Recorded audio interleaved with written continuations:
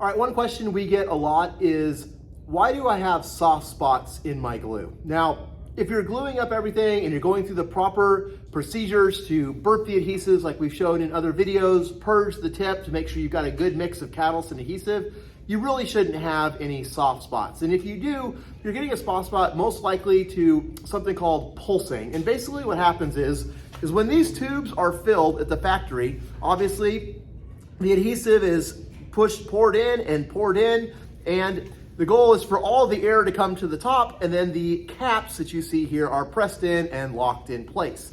Now, this works just like a hydraulic system, right? So as you put it in your gun, and then these plungers that you can see in here, these plungers are going through and pushing the adhesives out, basically just working like a hydraulic press, pressing the adhesive out. Now, if you get any air anywhere in this tube or in your adhesive tube, I don't know if you guys remember back in school, but like if you're looking at your car brake system, it is a hydraulic system. It is brake fluid in your lines.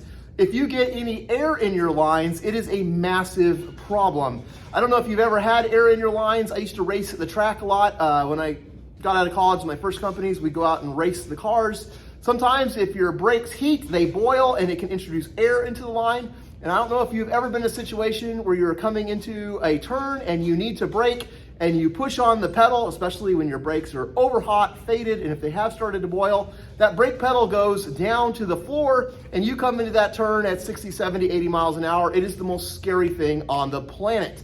Now, this isn't extreme like racing. It's not life or death.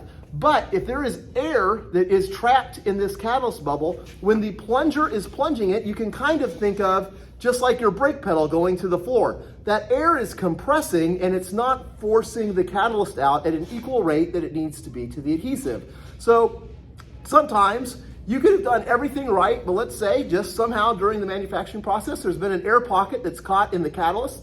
It's generally an air pocket in the catalyst that causes the soft spots. So as you're squeezing the gun, you're now squeezing out more adhesive out through that side of the nipple while the catalyst is squishing that air bubble down until it compresses enough to start forcing the adhesive back out the opening to get the proper mix. So you might have a section where, hey, instead of being 10 to 1, 10 parts adhesive to 1 part catalyst, you now have 10 parts adhesive coming out, but you have 0 parts catalyst until that air bubble compresses and goes. Now, generally, that's only going to be in a spot that's maybe an inch or 2 long. It doesn't take much to compress the little tiny air bubbles and get it out. However, it still can be a concern. So that's why if you watched one video about storing your adhesives, we recommend that you always store them with the nipple up. That way, if there is any air in it, it can kind of migrate as the air bubbles float to the top and get to the nipple. Then when you burp it, you're burping out those air bubbles and you're laying down your adhesive. Now, obviously, sometimes there's still issues. It doesn't matter what adhesive manufacturer you're using.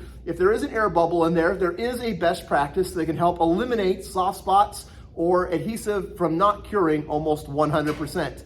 And that is when you are laying down your adhesive, lay down 1 pass that's thin and a second pass is thin. A lot of guys are laying down just one huge layer, bead of adhesive and then laying it down. If you will go and do 1 thin pass and come back and do a second thin pass, the statistical chances of having 2 passes at the exact same spot that don't have catalyst in it is slim to none. Even if there was an air bubble in it going this way, that air bubble is going to be worked out, and then when you come back the other way, you're going to have a catalyst there.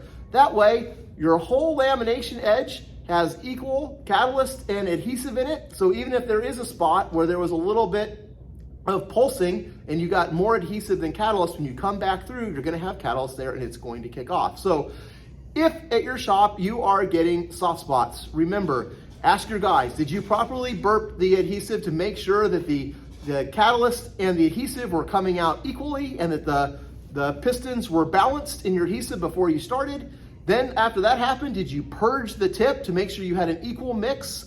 And then when you were laying it down, do 2 passes so that statistically you have a very low probability of there being any spot where there is no catalyst. If you're using manual guns, that's fine. If you're using a pneumatic gun, the pneumatic guns seem to do a little bit better job of reducing pulsing, and that is because the pneumatic gun is keeping a constant pressure on the pistons in the gun, Whereas with a manual gun, you pull the trigger, when you get to the back and you let off, it temporarily kind of releases the pressure on that glue gun, and it doesn't keep that even pressure. So if you're using pneumatic guns, it's going to diminish your chances of failure even more. Not saying that you have to use pneumatic guns. There are thousands of shops that are using manual guns every single day. But when it comes to why am I getting soft spots, these are all steps that you can take to help reduce the chances of ever having one. So again, if you guys have any questions, feel free to give me a call, shoot me an email. We love helping you guys take your quality and experience to the next level. Thanks, you guys.